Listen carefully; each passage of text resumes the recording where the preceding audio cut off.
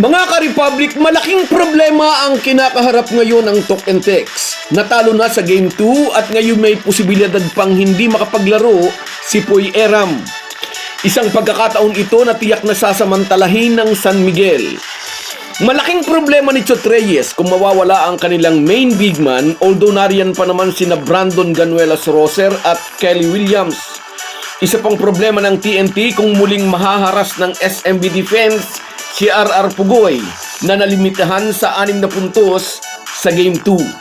Sino ang magwawagi ngayong Game 3? Pag-uusapan po natin yan, pero bago ang lahat ay maglalambing po ako sa inyo na isubscribe ninyo itong ating channel at kung di masyadong makakaabala ay i-like at paki-share na rin ninyo.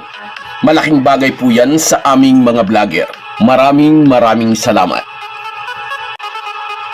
Mga ka-Republic, matapos manalo sa Game 2, sinabi ni SMB coach Leo Austria, hahanap pa siya sa kanyang bench ng player na mag-i-step up upang tulungan ang kanilang mga starters na nakakaramdam na ng pagod.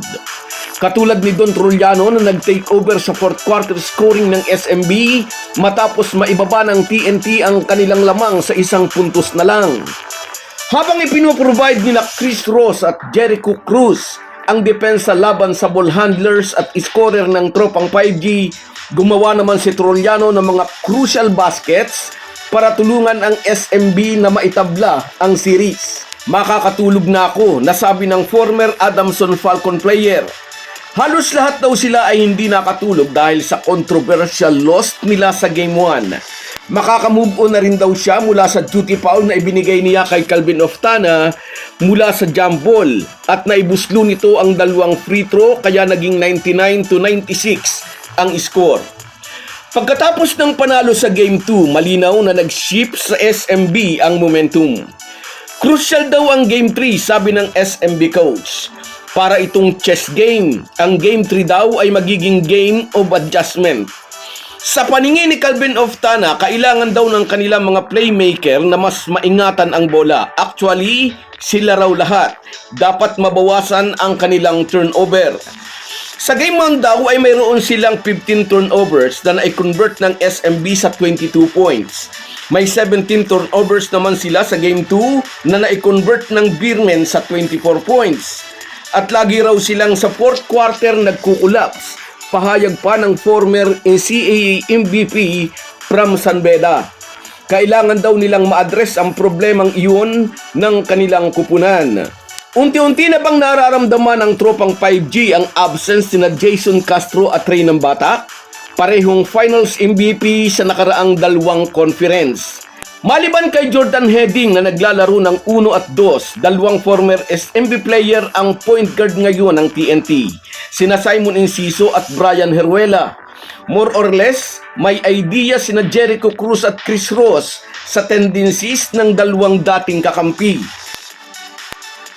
Bukod sa kanilang mga turnover, magiging malaking problema rin ng tropang 5G mamaya sa Game 3 ang posibleng di paglalaro ni Poy Eram. Ayon sa mga huling report, severe ankle sprain ang natamo ng TNT big man sa Game 2 nang mag-agawan sila ni Junmar sa rebound. Malaking void ang lilikain ng pagkawala ni Eram sakaling ang hindi ito makapaglalaro. Mapipilitan si Chot Reyes na gamitin ang seldom used na si Henry Galinato bilang katulong ni Brandon Ganuelas Roser sa front court. At tiyak sasagasain ito ni Mutaw Tua. Ganun din ni Junmar Fajardo na nagiging agresibong idikta ang kanyang puwersa sa shaded area. Nakita na ng SMB coach, liyamado sila sa inside play. Lalo na't hindi naging matalas ang kanilang 3-point shooting sa Game 2. Hindi natutuwa ang SMB camp na nadali ng injury si Poy Eram, ngunit sasamantalahin nila kung totoong hindi ito makapaglalaro mamaya sa Game 3. Battle of attrition, ika nga, sasamantalahin ang magkabilang panig ang kahinaan ng isa bunga ng pagkabawas o pagkawala ng personnel. Ngunit hindi pwedeng i-count out ang TNT at ang kakayahan ni Chot Reyes na maghanap ng paraan at solusyon sa problemang dumarating sa kanilang team. Nagmarakulyo noon si Mikey Williams at marami nagsabi na hindi na raw magcha-champion ang TNT, pero nag-champion pa rin sila. Na-injured si Jason Castro after winning the finals MVP award noong Governor's Cup. Yari na raw ang TNT. Pilay na raw sa pagkawala ni Dablar pero pinagharian pa rin ng tropang 5G ang Commissioner's Cup. Sa tulong ni Randy Hollis Jefferson at syempre ng nanalong finals MVP, si Ray ng Bata. At sa pagpasok ng Philippine Cup ay si Stingray naman ang nadali ng injury pero heto sila ngayon nasa finals. Nakabangon at nagtagumpay ang TNT mula sa maraming problemang pinagdaanan ng kanilang kupunan at ngayong may mabigat uling problema si Chot Reyes dahil na-injured si Poy Eram. Tingnan natin ang abilidad ng former Gilas coach. Ang sigurado makapaglaro man o hindi si Poy Eram, magandang laban pa rin ang ibibigay ng TNT sa SMB. So guys, yan lang muna. Hanggang sa muli.